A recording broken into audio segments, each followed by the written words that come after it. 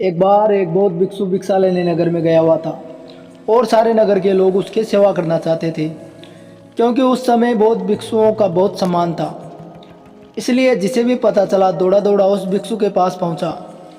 इन्हीं में से एक वेश्या भी थी जिसने उस भिक्षु के बारे में सुना तो उसे देखने चली आई और जैसे ही उसने उस बौद्ध भिक्षु को देखा तो देखती ही रह गई। उसने उस भिक्षु के पैर पकड़ लिए और कहा कि मैं एक वेश्या हूँ और कोई भला आदमी मेरे द्वार तक नहीं आता, इसलिए मैं चाहती हूँ आप मेरे अतिथि बनकर मेरे साथ चलें ताकि कुछ दिन मैं भी आपकी सेवा कर सकूं। असल में वो वेश्या उस भिक्षु पर आसक्त थी। उसने आगे कहा कि हे महात्मा, मैं भी कुछ धर्म कमाना चाहती हूँ और यह भी हो सकता है कि मेरे मन में कुछ ऐसा भाव आ जाए कि मेरा उद्धार हो जाए। सभी नगरवासी उस वेश्या की बात सुन रहे थे। इससे पहले कि भिक्षु कुछ कह पाता नगरवासी बोल पड़े कि तुम यह क्या कह रही हो? एक बौद्ध भिक्षु तुम्हारे कोटे पर कैसे जा सकते हैं? इससे तो भिक्षु को पाप लगेगा। नगरवासियों की बात सुन वेश्या ने कहा कि मैं इन्हें अपने पाप को मिटाने के लिए ही अपने साथ चलने को कह रही हूँ। उनकी बातें सुन भिक्षु ने कहा कि इसके लिए मैं अपने गुरु बुद्ध की अनुमति लूँगा। यदि वो कहेंगे तो मैं आपके साथ चलूँगा। यह सुन वेश्या ने कहा मैं इंतज़ार करूँगी। इतना सुन नगर के सेठ ने कहा कि हे महात्मा, ये पापी है, आप मेरे साथ चलिए, इसका खोटा आपके जाने लायक नहीं है। इतना सुनते ही वो वेश्या बोल पड़ी कि तब तो नगर वाले सारे अमीर पापी हैं, वे सभी मेरे पास आ चुके हैं। और सेठ जी, आप भी तो मेरे पास आते हो, तो तुम पाप से कैसे मुक्त हो? तुम भी पापी हो। यदि महात्मा मेरा उद्धार करना चाहते हैं तो तुम्हें क्यों आपत्ति है? वेश्या की बात सुन नगर का सेठ चुप हो गया और बौद्ध भिक्षु गुरु बुद्ध के पास अनुमति लेने लौट गया। गुरु के पास पहुंचकर उसने अपने साथ हुई घटना के बारे में अपने गुरु को जानकारी दी। गुरु के सभी चेले यह बात सुन रहे थे और सोच रहे थे कि अब गुरु क्या कहेंगे।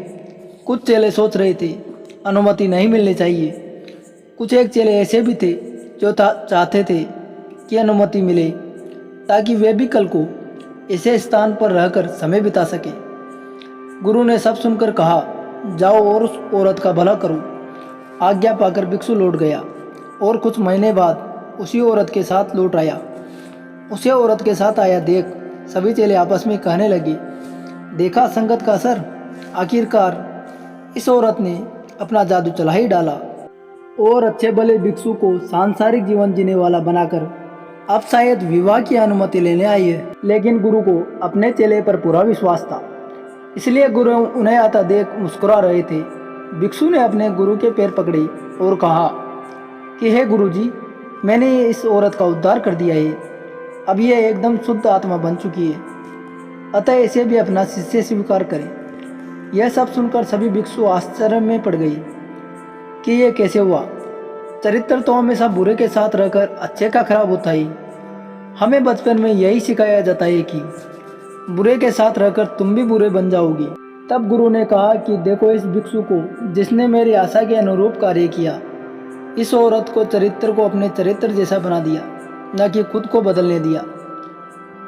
यह ठीक उसी प्रकार है जैसे कमल कीचड़ में रहकर भी कीचड़ जैसा नहीं होता। इस कहानी से हमें यह सीख मिलती है कि हमारे अंदर यदि बुरे विचार आते हैं तो अपनी संगत बदल डालिए। अच्छे लोगों के साथ ही अपने आप को ढालने की कोशिश करें। जैसे आप बुरे विचारों को स्वागत करते हैं, वैसे ही अच्छे विचारों को भी अंदर आने दें, उनका विरोध न करें। जैसे ही आप अच्छे विचारों के लिए अपने मन के द्वार खोल देंगे, आप पाएंगे कि आप एक अच्छे इंसान बन चुके हैं।